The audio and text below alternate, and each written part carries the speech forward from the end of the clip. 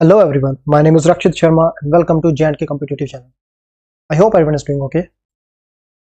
तो अब हम करने वाले हैं करंट अफेयर्स मई मंथ के। तो बिना टाइम वेस्ट किए शुरू करते हैं।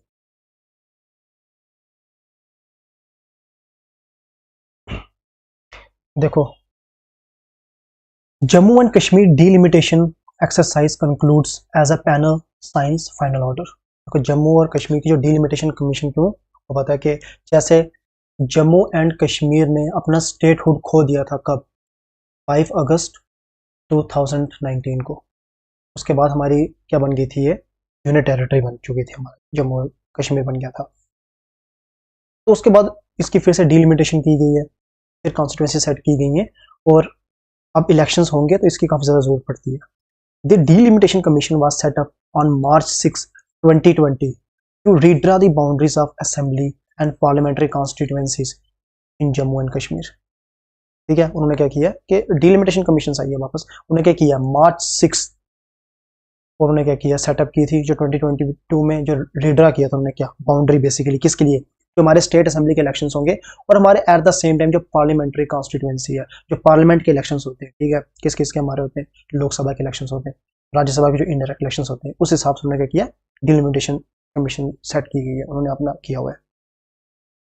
The panel found by the centre in March 2020 is headed by former supreme court जज। अब देखो, पैनल को किसने हेड किया हुआ है, सुप्रीम कोर्ट के जज थे, कौन, रंजना प्रकाश देसाई। ये आपके लिए काफी ज्यादा इंपॉर्टेंट नाम हो जाता है, इसको पक्का याद रखें। The commission has proposed increasing the number of seat in the UT from 83 to 90। पहले हमारे यूटी में कितनी थी, जम्मू कश्मीर में पहले जो एज अ स्टेट थी तब जम्मू कश्मीर में कितनी थी हमारी, 83 थी, अब उसको कितना कर दिया गया, 90 कर दिया गया। और at the same time 24 seats और हैं जो किस एरिया के लिए, पीओके के लिए, पाकिस्तान ऑक्युपाइड कश्मीर के लिए, उसको अभी भी वैकेंट रखा गया। जब हम पीओके को करेंगे, वापस इंक्लूड कर देंगे, उसके बाद हम क्या कर देंगे, उन सीट्स को वापस रख देंगे, इसलिए अभी रिजर्व रखी गई है। Delimitation is an act of redrawing boundary of Lok Sabha and assembly seats. Lok Sabha के इलेक्शन होते हैं और साथ ही साथ जो हमारे स्टेट के अपने इलेक्शन होते हैं, स्टेट असेंबली के, जिसमें हम क्या करते हैं, सीएम के कैंडिडेट को चुनते हैं, represent changes in the population. ठीक है, क्यों, क्योंकि ये डिलिमिटेशन कमीशंस का की जाती है, विद टाइम्स को अपडेट किया जाता है, क्यों, क्योंकि पॉपुलेशन के हिसाब से क्या करते हैं, कॉन्स्टिट्यूएंसीज को रखा जाता है। और आपको पता है पॉपुलेशन हमारी स्टैग्नेंट नहीं है, वो चेंज होती रहती है, डायनामिक है, वो विद टाइम चेंज होती है। तभी जब कोई सेंसस आते हैं, हमारी पॉपुलेशन किस जगह की चेंज हो जाती है, उस हिसाब से हम सीट्स भी चेंज करते रहते हैं। Objective is to provide equal representation for equal population. इस ये बस सबसे बड़ा रीजन है, हम क्या करना चाहते हैं, इक्वल रिप्रेजेंटेशन प्रोवाइड करना चाहते हैं इक्वल पॉपुलेशन सेगमेंट को, and fair division of geographical area so that no political party has the advantage. ठीक है, सभी को fair play, level playing field मिले सबको।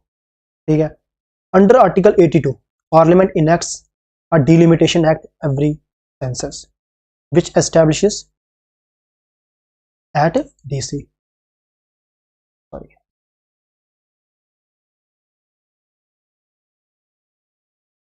देखो, in India such delimitation commissions have been constituted. India में delimitation commission कब बनाई गई है, देखो 1952 में। ठीक है, फिर 1963 में।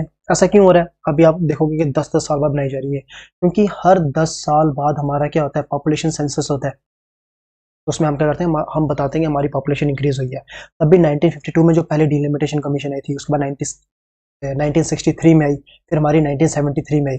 पर उसके बाद हमने क्या कर दिया, हमने उसके बाद इसको थोड़ी देर के लिए फ्रीज कर दिया। इसको हमने फ्रीज क्यों किया, फ्रीज इसलिए किया क्योंकि हमारी पॉपुलेशन एक्सप्लोजन हो गया था। अगर आपने ज्योग्राफी पढ़ी है तो इसी टाइम पे हमारे काफी ज्यादा पॉपुलेशन एक्सप्लोजन हो गया था और हम पॉपुलेशन को कंट्रोल करने के लिए कोई मेजर्स नहीं ले रहे थे। अगर हम पॉपुलेशन को कंट्रोल करने के लिए मेजर्स नहीं ले रहे हैं तो पॉलिटिकल पार्टी के जो मेंबर है उनको सिर्फ अपनी सीट से लेना देना। वो तो चाहेंगे जितनी ज्यादा पॉपुलेशन होगी हमारी, उतनी ज्यादा रिप्रेजेंटेशन होगी, उतनी ज्यादा कॉन्स्टिट्यूएंसी हमें सीट मिलेंगी, वो तो उसको और ज्यादा बढ़ाने की कोशिश कर रहे थे। तो तभी उनको फ्रीज पीरियड लगाया गया कि उन्होंने बोला कि देखो 25 साल का फ्रीज पीरियड लगाते हैं, 25 साल तक अब हमने क्या करना है, सेम डिलिमिटेशन कमीशन जो एक बार डिलिमिटेशन हो गई है हमारी कॉन्स्टिट्यूएंसीज की, उसको सेम रखेंगे और अगले 25 साल बाद देखेंगे कि कितना रखना है हमें। तो तब भी देखो, इसके 28 साल करने के बाद क्या हो गया, 2002 में उसके बाद अगली डिलिमिटेशन कमीशन आई। अब आई थी 2002 में। अब इसके बाद भी कितना उसको ईयर के लिए फ्रोज कर दिया गया था, एटलीस्ट 25 ईयर के बाद। देखो क्या लिखा है यहाँ पे, इन 2002 84th constitution amendment act was used to froze the process of delimitation for Lok Sabha and State Assembly till at least 2016। इतनी देर के लिए उसे क्या कर दिया गया, फ्रीज कर दिया गया। अंडर आर्टिकल 170 के अंडर क्या हुआ, state also get divided into territorial constituencies as per the delimitation act after abolition. इस आर्टिकल के अंदर आता है। अब आपको अगर आप बोल रहे हो कि हमें क्या करना है, कुछ ऐसे इंपॉर्टेंट आर्टिकल है जो हमें पता हो, क्योंकि आपसे आर्टिकल पूछे जा सकते हैं इंपॉर्टेंट, तो यही टाइम है ये आर्टिकल लिख लेने का किसी साइड में। ये 170 आर्टिकल 170 के अंदर क्या होता है कि वो टेरिटोरियल कॉन्स्टिट्यूएंसी जो है उनको रखा जाता है, उनको डिवाइड किया जाता है। डिलिमिटेशन कमीशन जब आता है उस टाइम उसको किया जाता है, किसके अंडर किया जाता है, आर्टिकल 170। अगर किसी और स्टेट का ये एग्जाम हो रहा होता तो उसके लिए इंपॉर्टेंट नहीं होता, बट हमारी स्टेट की डिलिमिटेशन कमीशन अभी बैठी है, कुछ देर पहले उन्होंने सबमिट किया रिपोर्ट, तो हमारे लिए बहुत ज्यादा इंपॉर्टेंट हो जाता है ये आर्टिकल 170 जरूर याद रखना। Article 170 deal with the composition of legislative assembly, ठीक है। Delimitation commission is appointed by president of India. देखो अपॉइंट कौन करता है, ये भी आपको याद रखना पड़ेगा, प्रेसिडेंट अपॉइंट करता है। पार्लियामेंट लिख देंगे और मत बेवकूफ बन के आ जाना। And work in collaboration with election commission, और किसकी कोलैबोरेशन में करता है, किसके साथ मिलकर करता है, इलेक्शन कमीशन के साथ। It's order have the force of law and can not be question. देखो इंडिया में ना आप ना हर चीज ना जुडिशियल रिव्यू के अंडर आती है, हर चीज, सिर्फ एक चीज को छोड़ के, जुडिशियल रिव्यू का सिर्फ एक ही एक्सेप्शन है। जुडिशियल रिव्यू क्या हो गया कि अगर कोई भी लॉ पास किया गया, कुछ भी चेंजेस लाए गए लॉ पे, तो कोर्ट उसमें इंटरवीन करती है, कोर्ट चेक करती है कि क्या उसकी लीगैलिटी सही है या नहीं है। इकलौती सिर्फ एक चीज क्या है, डिलिमिटेशन, इसमें कोर्ट इंटरफेयर नहीं कर सकता है, ये आपको याद रखना है। वर्ल्ड प्रेस फ्रीडम इंडेक्स के बारे में हम पढ़ेंगे 2022 में जो आई है, released by, first of all आपको पता होना चाहिए कि कौन इसको रिलीज करता है, रिपोर्टर्स विदाउट बॉर्डर्स, ठीक है। ये एक नॉन प्रॉफिट ऑर्गेनाइजेशन है। Index highlights degree of freedom that journalist, news organisations, netizens have. Each country and government efforts to respect such freedom. क्या गवर्नमेंट जो है वो क्या करती है, फ्रीडम ऑफ स्पीच को आपको प्रोवाइड करती है या नहीं करती है।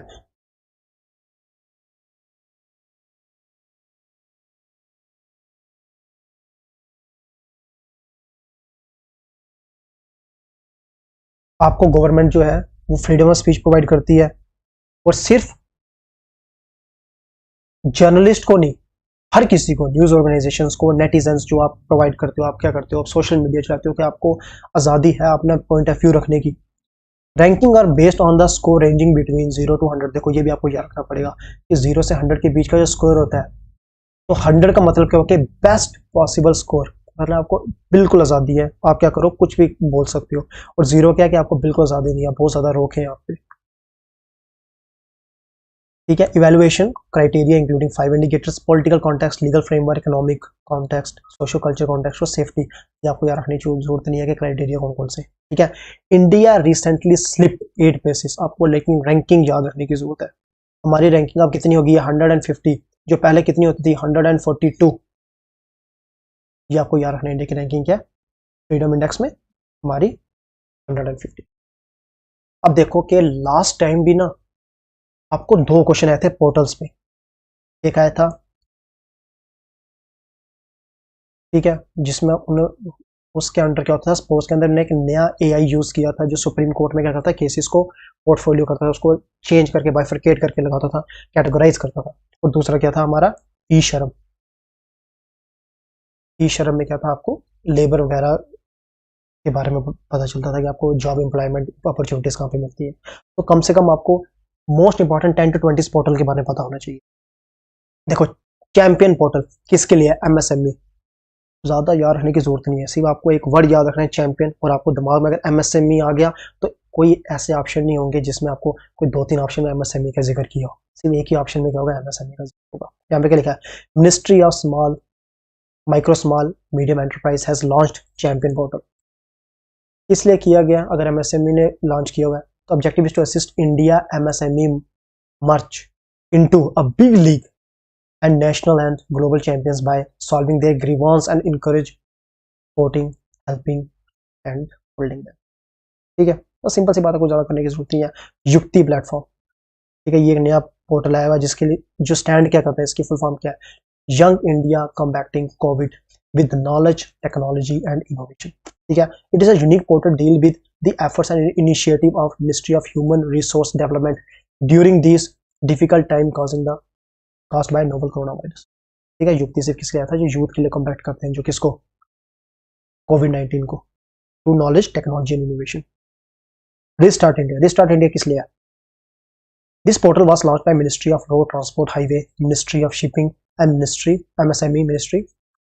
ठीक है, दिस इज टू, कुछ याद रखने की जरूरत नहीं है कि किसने किया था, वो नाम इतनी जरूरत नहीं पड़ेगी। दिस इज टू प्रोवाइड, ठीक है, monitoring for supporting MSME to restart business. ठीक है, मेंटर कर रहे हैं, किसको करेंगे वो, मेंटरिंग और सपोर्ट किसको प्रोवाइड करना है उन्होंने, एमएसएमई को, ताकि वो बिजनेस स्टार्ट कर सके। ठीक है, एस्पायर पोर्टल किस लिए बना हुआ है, automotive solution for portal for industry research and education. ठीक है, launch bye international centre of automotive technology for improving technical ability and capability of the automotive sector of the country. ठीक है, आत्मनिर्भर, अब देखो ये चीज आपके लिए बहुत ज्यादा इंपॉर्टेंट रहती है। अगर आपको ये पूरा नाम, मुझे नहीं लगता कि आपको पूरा नाम देंगे, तो आपको याद कहाँ से रखना है, एस्पायर से, जीम से, ऐसे आपको नाम याद रखना पड़ेगा। ये मत देखना कि हम इसको देके हमें आंसर पता चल ही जाएगा, ऑब्वियस ही बात है, इसको देखे उनको बेवकूफ थोड़ी है वो कि वो आपको ये पूरा दे देंगे, क्योंकि यहाँ से देखो आपको आंसर पता चल जाता है। एस्पायर अगर उन्हें पोर्टल पूछा किस लिए है, तो उन्होंने बोला किस चीज के लिए है, कि ऑटोमेटिव टेक्नोलॉजी के लिए। तो टेक्निकल एबिलिटी हमारी बढ़ाना चलते हैं, हमारी कैपेबिलिटी बढ़ाना चाहते हैं, किसमें, ऑटोमेटिव सेक्टर में। असीम किसके लिए है, launch by union ministry of skill development and entrepreneurship. कुछ याद रखने की जरूरत नहीं है किस मिनिस्ट्री ने लॉन्च किया है, क्योंकि सिंपल से आपको पूछ लेंगे कि किस लिए यूज होता है, ये किसके लिए, for mapping the demand of skilled workforce. आपको कहाँ पे ज्यादा स्किल्ड वर्कफोर्स, आप एक इंडिया का पूरा मैप बन गया होगा, यहाँ पे बोलेंगे हाँ बेंगलुरु में ज्यादा स्किल्ड फोर्स है as compare to Andhra Pradesh, इस तरीके का मैप बनाने के लिए। ठीक है, सत्याभामा, सत्याभामा, ठीक है, launch by union ministry of coal and mines ministry. ठीक है, किसने किया, मिनिस्टर, डज नॉट मैटर, फर्क नहीं पड़ता। ये पोर्टल किसके लिए, वो मैटर करता है, इस for the promotion of research and development in mining and mineral sector. ये किस लिए, वो माइनिंग और मिनरल सेक्टर में रिसर्च और डेवलपमेंट करना। देखो ये आपके लिए इंपॉर्टेंट हो जाता है, स्पाइस, इसको याद रखना कैसे, launch by ministry of corporate affairs. देखो जैसे पूरा खत्म हो जाएगा, आई थिंक 20 to 21 के आसपास के ये पोर्टल के नाम लिखें, जो सबसे ज्यादा इंपॉर्टेंट है मैं उसका आगे टिक कर दूंगा, तो आप उसमें ज्यादा ध्यान देना अगर आपको सारे याद नहीं रहते। ये आपके लिए वही है, इंपॉर्टेंट है, launch by ministry of corporate affairs to help in saving as many procedures time cost for starting a business in India. Spice किस लिए है, कि जो मिनिस्टर ऑफ कॉर्पोरेट अफेयर्स ने लाया हुआ है बेसिकली, उन्होंने बोला कि आपको पता है कि बिजनेस स्टार्ट करने से पहले कितना रेड टेपिज्म होता है, कि आपको कितने फाइल्स भरने पड़ते हैं, फॉर्म्स भरने पड़ते हैं, सब कुछ करना पड़ता है। बट ये क्या चाहते हैं कि आपका टाइम क्या हो, उतना बचा लिया जाए, उतना ज्यादा आपका टाइम ना वेस्ट ना हो, इसलिए वो क्या लाया उन्होंने, स्पाइस प्लस पोर्टल लाया हुआ है। E Rozgar Sanchar, ministry of information and broadcasting ने क्या किया, इसको लॉन्च किया हुआ है, to make aspirants aware of job opportunities in government sector including public sector enterprises. ठीक है, स्टार्टअप इंडिया काफी इंपॉर्टेंट है, लॉन्च किया था पीएम मोदी ने, किस लिए, टू प्रमोट स्टार्टअप्स को। ठीक है, जनरेट करने के लिए क्या, एम्प्लॉयमेंट एंड वेल्थ क्रिएशन।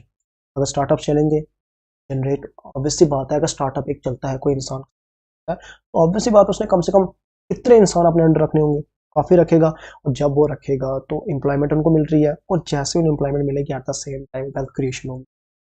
तो आपको एक और चीज मैं बता देता हूँ, एक ऐसा स्टार्टअप जिसकी वैल्यूएशन $1 बिलियन हो जाए, उससे हम क्या कहते हैं, उससे हम कहते हैं यूनिकॉर्न। उसे हम क्या कहते हैं, यूनिकॉर्न। तो यूनिकॉर्न का वैल्यूएशन कितनी होगी, $1 बिलियन, मतलब 8,000 करोड़ के आसपास जिसकी वैल्यूएशन है रुपीस, उसे हम क्या कहते हैं, यूनिकॉर्न। अब इंडिया में एटलीस्ट आई थिंक 100+ यूनिकॉर्न हो चुके हैं। ठीक है, e NAM portal, launch by ministry of agriculture government of India to reach out the last mile farmer and transfer the way of agriculture produce is sold. जैसे MSP के बारे में आपने सुना हुआ है, ठीक है, आपने एपीएमसी मंडीज के बारे में सुना हुआ है, ये एपीएमसी मंडी ही है, बट ये क्या डिजिटल फॉर्मेट में है, ये आप क्या कर सकते हो, ऑनलाइन भेज सकता है क्या कोई फार्मर अपना प्रोड्यूस को। सौभाग्य, ये आपके लिए भी इंपॉर्टेंट हो जाता है। Launch by government of India, obvious सी बात है। Web portal aim to ensure transparency as well as accelerated household electrification in rural India as well as urban areas. Saubhagya किस लिए कि हमें रूरल और अर्बन इलेक्ट्रिफिकेशन करनी है, 100% इलेक्ट्रिफिकेशन होनी चाहिए, इसलिए सौभाग्य आया हुआ। प्राप्ति किसके लिए आया हुआ है? The web portal aim to bring transparency in power purchase transactions between generators, जो क्या करते हैं, इलेक्ट्रिसिटी को जनरेट करते हैं, और डिस्कॉम्स कौन हो गए, जो एनर्जी को डिस्ट्रीब्यूट करते हैं।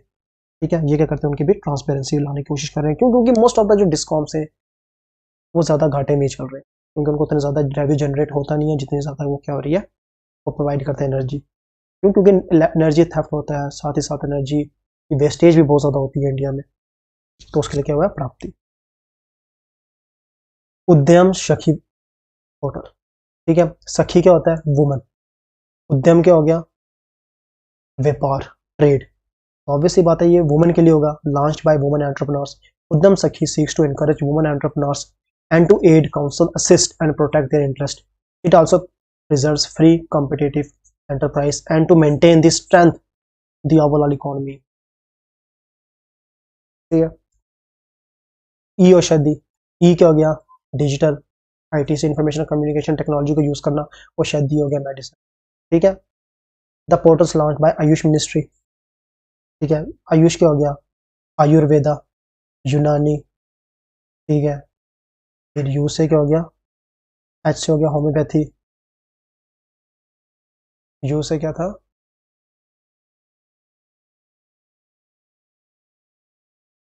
सॉरी, ए से आयुर्वेदा था, वाई से था योगा, यू से था यूनानी, एस से मैं भूल चुका हूँ, तो एच से क्या, होम्योपैथी। इन सब की मिनिस्ट्री बनाई गई है, सॉरी नीचे लिखा हुआ है, और online licensing of Ayurveda, S से सिद्धा, यूनानी, होम्योपैथी ड्रग के लिए एंड रिलेटेड मैटर्स।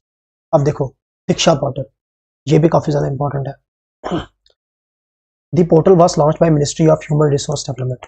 ठीक है, देखो जो ह्यूमन रिसोर्स डेवलपमेंट की मिनिस्ट्री है ना, इसकी एक और बात याद रखना कि इसका नाम चेंज कर दिया गया और अब इसका नाम क्या हो गया, मिनिस्ट्री ऑफ एजुकेशन, याद रखना। By providing a digital platform to the teacher to make their lifestyle more digital, through this portal all teachers across the nations will be equipped with advanced digital technology. सभी teachers को किया जा रहा है, equip किया जा रहा है डिजिटल टेक्नोलॉजी के थ्रू, उनको बताया जा रहा है कि आपको डिजिटली कैसे पढ़ाना है बच्चों को। क्यों? क्योंकि मोस्ट ऑफ द क्लासेस आपको पता है कुछ पिछले सालों में डिजिटली पढ़ाई जा रही थी, तो उनको उस चीज की करना, नॉलेज प्रोवाइड करने की ये पोर्टल आया हुआ है। ई दृष्टि portal, the portal was launched bye centre for railway information system and ministry of railway. किस लिए? This provide summary of information on the punctuality, वो बताता है कि ट्रेन के टाइम क्या, आपको कहाँ से पता चलता है, ई दृष्टि से। और previous day information on the current train running on the Indian railway network. बस सिंपल सी बात है, अगर आप चेक करते हो कि रेलवे की पोजीशन क्या है ऑन रियल टाइम बेसिस पे। पैसा पोर्टल, ठीक है, for affordable credit and interest subvention. अगर आपसे पूछे कि पैसा पोर्टल किस लिए है, the portal was launched bye, याद नहीं करने की जरूरत नहीं है, a centralized electronic platform for processing interest subvention on bank loans to beneficiaries under Deen Dayal Antyodaya योजना। किसके अंडर आया हुआ ये इंटरेस्ट सबवेंशन? आपको कहाँ पे मिलती है? दीन दयाल अंत्योदय योजना और नेशनल अर्बन लाइवलीहुड मिशन। आपको क्या प्रोवाइड करने के लिए? लाइवलीहुड प्रोवाइड करने के लिए क्या हुआ, ये जो मिशन आया हुआ है उसके अंडर ये एक पोर्टल है। 17 government e market place, jam, आपको जैम बोला सकता है, ये याद रखना, ये भी इंपॉर्टेंट है। The portal was launched by ministry of housing and urban affair, ठीक है, it aims to promote inclusiveness, efficiency and transparency public procurement and bring and increase in the cashless transaction. Obviously बात efficiency और transparency लाने की बात कर रहे हैं, तो भी गवर्नमेंट के लिए अगर आपको प्रोक्योरमेंट करनी पड़ती है, क्योंकि गवर्नमेंट कितने ज्यादा अपने प्रोग्राम चला रहा होगा, कितने ज्यादा इंफ्रास्ट्रक्चर प्रोग्राम से उनको जो भी प्रोक्योरमेंट करनी पड़ती है उसमें वो क्या लाना चाहते हैं, एफिशिएंसी ट्रांसपेरेंसी को प्रमोट करना चाहिए। पेंसिल अगेन एक इंपॉर्टेंट पोर्टल है। The portal was launched by ministry of labour and employment to combat the menace of child labour, trafficking, sex abuse, to ensure complete prohibition of child labor, protection of adolescent and hazardous labour ultimately leading to child labour in India. हमने क्या करना है कि simple याद रखना कि pencil की बात चल रही है तो बच्चों के लिए आया हुआ है। बच्चों के लिए क्या होगा, फर्स्ट ऑफ चाइल्ड लेबर कम करो, ट्रैफिकिंग कम करो, सेक्सुअल अब्यूज कम करो, और प्रोहिबिट करो कि चाइल्ड लेबर को, प्रोटेक्ट करो उनको किससे, एडोलसेंट्स को हजार्डिस से। तो पेंसिल इस सब के लिए, ये भी आपको याद रखना चाहिए, इंपॉर्टेंट आप। समाधान portal, Ministry of Micro, Small and Medium Enterprises to help MSME directly register their cases relating to delayed payments by Central Ministries Department। सब क्लियर होगा, ठीक है। The information on the portal will be available to the public domain, thus exerting moral pressure on। Obviously बात है कि इन्होंने किस लिए रखा हुआ है कि आप क्या कर सको, रजिस्टर कर सको डायरेक्टली किसमें, इस पोर्टल में, ताकि आपको पता चले कि आपकी पेमेंट्स वगैरह में डिले हो रहा है या नहीं हो रहा है। वो आपको कहाँ से मिलेगा, समाधान में। समाधान मतलब क्या हो गया, ग्रीवांस, ठीक है। Ensure पोर्टल किस लिए हुआ है, the portal was launch by ministry of agriculture and family welfare. Then again आपको याद रखने की जरूरत नहीं है किस मिनिस्ट्री ने लॉन्च किया, आपको सिर्फ उसका पता होना चाहिए कि उसका काम क्या है। It is developed by NABARD and operated under development of animal husbandry, dairy, fisheries. Subsidies payment, जो सब्सिडी की पेमेंट दी जाती है ना for activities related to poultry, small ruminant, pig, through direct benefit transfer. Direct benefit transfer क्या होता है कि सरकार आपको डायरेक्ट क्या कर देती है, मनी प्रोवाइड कर देती है आपके बैंक अकाउंट में, वो सीधा कहां पे चली जाएगी, इसी अकाउंट में चली जाएगी,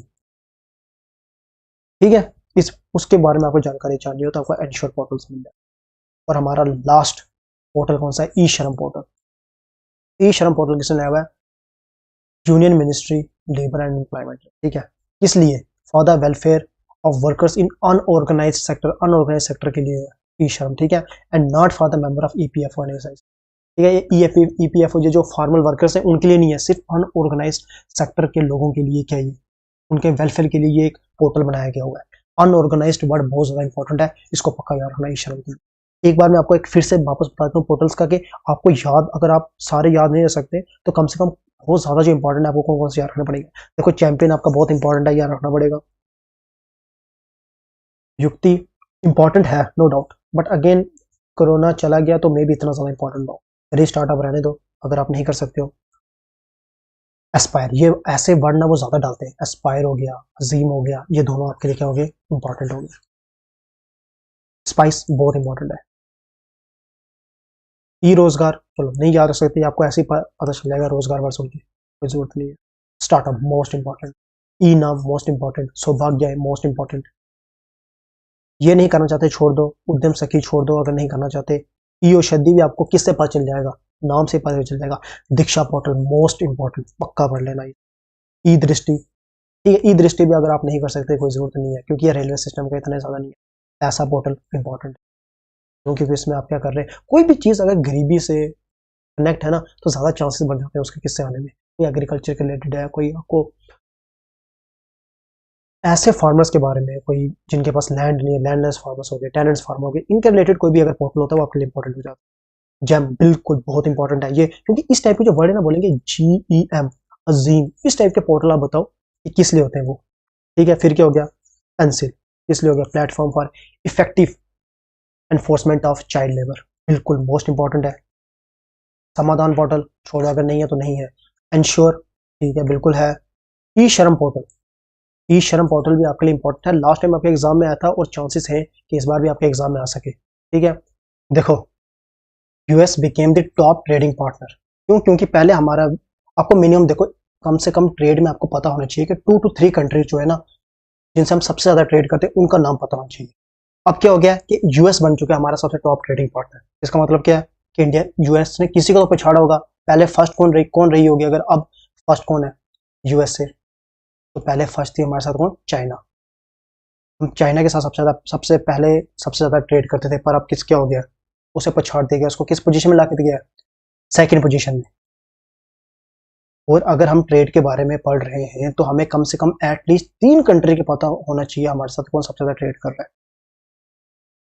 तीसरी कंट्री कौन सी है जिससे हम सबसे ज्यादा ट्रेड करते हैं, यूएई, और हम पढ़ते हैं उसके बारे में। देखो UAE was the third largest trading partner of India, followed by, उसके बाद फोर्थ सबसे बड़ा कौन सा है, सऊदी अरेबिया, फिफ्थ इराक हो गया, सिक्स्थ सिंगापुर हो गया, ठीक है। Bilateral trade between US and India stood at 119.42 billion against 80 billion in 2021। देखो सिर्फ एक साल में 40 बिलियन क्या हुआ, बढ़ोतरी होगी हमारी 2021 तक हमारा कितना था उनसे, सिर्फ 109, हमारा 80 बिलियन था, पर एक साल में हमने क्या कर दिया 2022 तक उनकी 40 बिलियन का बढ़ोतरी कर दिया। और ना यूएसए के साथ सबसे अच्छी बात क्या हमारी, हमारा ट्रेड सरप्लस है। हमारा चाइना के साथ कभी ट्रेड सरप्लस नहीं हुआ है, सिर्फ हमारा ट्रेड सरप्लस किसके साथ हुआ है, यूएस के साथ। अब ट्रेड सरप्लस क्या होता है और ट्रेड डेफिसिट क्या होता है।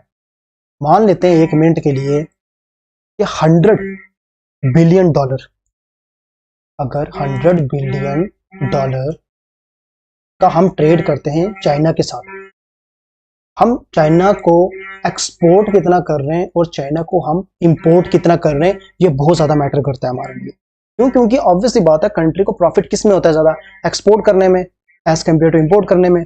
अगर हम चाइना को एक्सपोर्ट कर रहे हैं हार्डली सिर्फ 20 बिलियन डॉलर का, और चाइना से हम इंपोर्ट कर रहे हैं 80 बिलियन डॉलर का, तो हम किस में हो जाएंगे, डेफिसिट में। हम इतने ज्यादा डेफिसिट में चल रहे हैं, हम 60 बिलियन डॉलर के डेफिसिट में चल रहे हैं। अगर हम उल्टा कर दें, अगर हम यहाँ पे इंपोर्ट डाल दें, यहाँ पे एक्सपोर्ट डाल रहे हैं, तो अब हम क्या हो गया, सरप्लस में चले गए। हम 60, हमारा क्या हो गया, सरप्लस बिलियन डॉलर। हमारा चाइना के साथ क्या चल रहा है इस टाइम, डेफिसिट चल रहा है, बट यूएस के साथ हम क्या कर रहे हैं, सरप्लस। मतलब क्या कि 119.42 billion dollar, approximately 120 billion dollar में से मोर देन 60 बिलियन डॉलर हमारा क्या होगा, हम ट्रेड करते होंगे यूएस को। अब साइक्लोन आसानी के बारे में देख लेते हैं, ठीक है। As per the Indian meteorological department, cyclone Asani was developed over south east region of bay of Bengal. आपको कम से कम इतना याद रखना पड़ेगा कि किस रीजन में आ रहा है, बे ऑफ बंगाल में आ रहा है या फिर कहां पे आ रहा है, अरेबियन सी में आ रहा है। It intensified into severe cyclonic storm, वो किस में चेंज हो चुका है, सिवियर साइक्लोन स्टॉर्म में, ठीक है। आसानी is the first cyclonic storm in north India. 2022 में जो पहला हमारा क्या बन रहा है, सिवियर साइक्लोन, ठीक है। 2022 का पहला हमारा कौन, आसानी। It was named by Sri Lanka. अगर आपको, शायद आपको पता नहीं होगा, इन सब साइक्लोन्स के नाम डालने की भी प्रोसीजर है। पहले ये 8 कंट्रीज होती थी, अब इनकी स्ट्रेंथ बढ़ा दी है 13 कंट्रीज से, ठीक है। जिसमें कौन कौन सी आ गई है, ये बे ऑफ बंगाल रीजन की कंट्रीज होगी। देखो ये हमारा इंडिया है, ये बे ऑफ बंगाल रीजन में, इस रीजन तक जो भी कंट्री फॉल करती है at the same time, sorry Bay of Bengal नहीं, अरेबियन सी की इस एरिया में जो बॉल फॉल करती हैं, और at the same time bay of Bengal इस रीजन में जो कंट्री फॉल करती हैं, कम से कम 13 कंट्रीज क्या करती हैं, पहले ही अपने नाम दे देती हैं। अब क्या करेंगे वो, सपोज अफगानिस्तान है, अफगानिस्तान को ए रख देंगे पहले, फिर रख देंगे किसको, बांग्लादेश को। ऐसे करते करते लास्ट में कोई एक कंट्री रख देंगे, मान लेते हैं हम इंडिया रख देंगे। अब वो क्या करते हैं, इन सपोज अफगानिस्तान ने 3 नाम दिए हुए, अफगानिस्तान के अंदर नाम लिख देंगे क्या, X Y Z, B X1 Y1 Z1। B के अंडर क्या लिख देंगे, कौन, X2 Y2 Z2। ऐसे चलता जाएगा, और 10 X13 Y13 Z13। अब क्या होगा, अब बस पहला साइक्लोन आएगा तो उसको नाम क्या दिया जाएगा, ये। दूसरा साइक्लोन आएगा उसको ये नाम दिया जाएगा। ऐसे करते करते 13 तक पहुंचेंगे, तो हमारे 13 साइक्लोन्स के नाम आ गए। किस रीजन में, इस पूरे रीजन में कोई भी अगर साइक्लोन आएगा ना, तो उसको ये नाम दे दिया, डज नॉट मैटर वो कहां पे आ रहा है, सिर्फ इस रीजन में होना चाहिए। अब इस रीजन में दूसरा साइक्लोन आया तो हमने इसको ये नाम दे दिया। ऐसे करते करते 13 नाम आए, तो हमने इसको इंडिया ने जो नाम दिया था वो दे दिया। अब जब ये खड़े खत्म हो गए, फिर हमने वापस अफगानिस्तान से शुरू करना है, फिर हमने चलते चलते कहां तक जाना है, वापस इंडिया तक हमने वापस जाना है। और साइक्लोन्स का डिफरेंट डिफरेंट नाम भी है, जैसे हम उसे क्या कहते हैं, इंडियन ओशन रीजन में हम उसे कहते हैं साइक्लोन, वैसे ही हम उसे हरिकेन कहते हैं, कहां पे, अटलांटिक ओशन में। अटलांटिक ओशन कहां पर हो गया,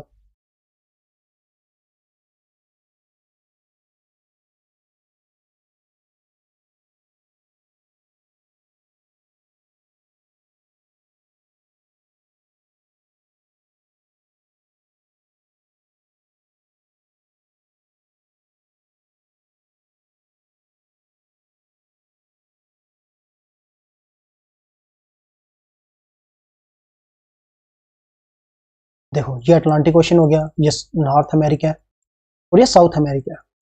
ये हमारा यूरोप हो गया, ये हमारा एशिया हो गया, अफ्रीका हो गया, ऑस्ट्रेलिया हो गया। इस रीजन में ये पूरा अटलांटिक ओशन में से क्या क्या कहते हैं, हरिकेन। ठीक है, ये इंडियन ओशन का जो रीजन होगा ये पूरा, ठीक है, इस इंडियन ओशन के रीजन हम इसे क्या कहते हैं, साइक्लोन। ऑस्ट्रेलिया के आसपास का रीजन से उससे हम कहते हैं विल्ली विल्ली, विल्ली विल्ली। और ये वाला रीजन है, यहाँ पे हम उसे क्या कहते हैं, टाइफून। ठीक है, 4 टाइप से हम साइक्लोन को डेजिग्नेट करते हैं। जो Asani is the first cyclone storm in north Indian ocean region. ठीक है, किसने नेम दिया उसको, श्रीलंका ने दिया हुआ है। और आसानी का मतलब होता है रैथ। ठीक है, सेनेलिस वहां पे जो लोग रहते हैं उनकी भाषा में इसका नाम कहता है रैथ। अब साइक्लोन बनने के लिए कंडीशंस क्या क्या चाहिए होती हैं, लार्ज सी सरफेस। ठीक है, जितना ज्यादा सरफेस होगा उतनी अच्छी बात है। टेम्परेचर कितना होना चाहिए, एट लीस्ट 23 डिग्री सेल्सियस होना चाहिए। और वाटर का टेम्परेचर इंक्रीज करने के लिए ना बहुत टाइम चाहिए होता है। तभी आपने देखा होगा कि मई जून के आसपास हमारी गर्मियां शुरू हो जाती हैं। कम से कम 3 से 4 महीने लग जाते हैं इस टेम्परेचर को 27 डिग्री सेल्सियस तक पहुंचाने के लिए। तभी आपने देखा होगा कि एंडिंग के सितंबर में हो गया, फिर अक्टूबर स्टार्टिंग में हो गया, मोस्ट ऑफ द साइक्लोन जो आते हैं वो उसी टाइम पे आते हैं। सबसे इंपॉर्टेंट इंग्रीडियंट और कौन सा होता है, कोरियोलिस फोर्स। कोरियोलिस फोर्स कहाँ पे एब्सेंट होती है, एब्सेंट होती है वो इक्वेटोरियल रीजन में, इक्वेटर के आसपास एब्सेंट होती है। इसका मतलब क्या हो गया, ये साइक्लोन कभी इक्वेटर में नहीं बनेंगे। तो इसलिए साइक्लोन क्या हो, कोरियोलिस फोर्स क्या होगी, जब आप मूव करते हो नॉर्दर्न हेमिस्फीयर में तो आप ऑटोमेटिकली मूव करना शुरू जाते हो इन राइट डायरेक्शन। वही आप साउथ हेमिस्फीयर में मूव करोगे तो आप किसकी तरफ मूव करना शुरू जाते हो, लेफ्ट डायरेक्शन में। तो यही चीज आपको क्या करती है, प्रोवाइड करती है रोटेशन। तो ये किस चीज की वजह से होती है, अर्थ के रोटेशन की वजह से। Small variation in the vertical wind speed. ठीक है, pre existing weak pressure area. Weak pressure सबसे मेन इंग्रेडिएंट है किसका, साइक्लोन बनने का। मेन इंग्रेडिएंट कौन से हो गए, weak pressure, Coriolis force, water का टेम्परेचर एटलीस्ट 27 डिग्री सेल्सियस। और विंड क्या होनी चाहिए, ऊपर से देखो, अपर डाइवर्जेंस होनी चाहिए लेकिन लोअर कन्वर्जेंस होनी चाहिए।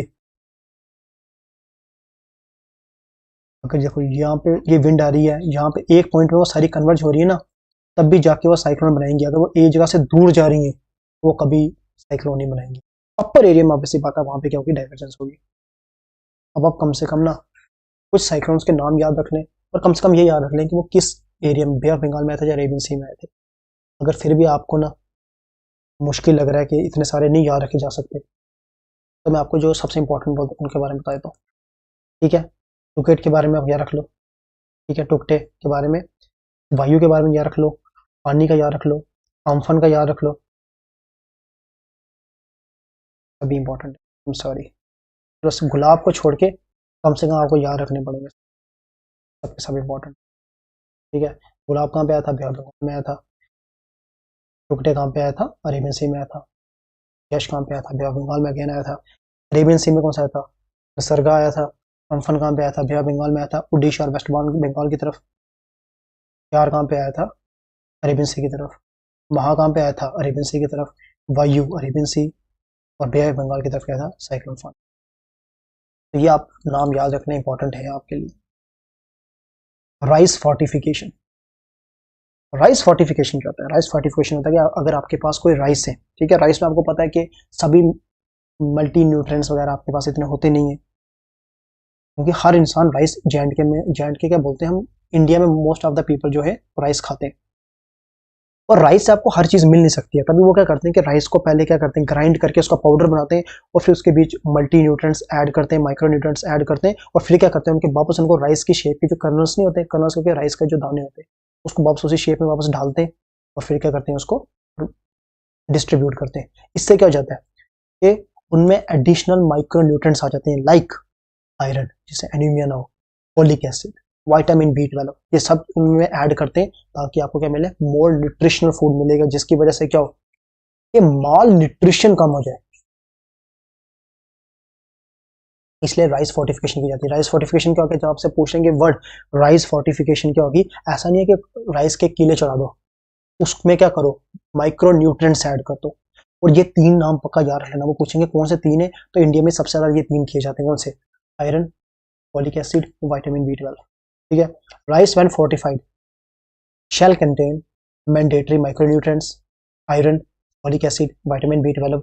और ये सब ऑप्शनल है, अगर जिस स्टेट में उनको लगता है कि इन सब की ज्यादा जरूरत है, डेफिशिएंसी इनकी सबसे ज्यादा है, उस हिसाब से वो चेंज भी कर सकते हैं। जो उसमें क्या क्या डाल देते हैं वो, जिंक, विटामिन ए, थायमाइन, ठीक है, राइबोफ्यून, ठीक है, नाइसिन, ठीक है, pyridoxine, as per level given by FSSAI, ठीक है, food security and standard regulation, ठीक है। ये सब क्या बताती है, ये आपको चेक करती है। आपने कभी अगर कोई भी खाने वाली चीज अगर आपने देखी हो, तो उस खाने वाली चीज में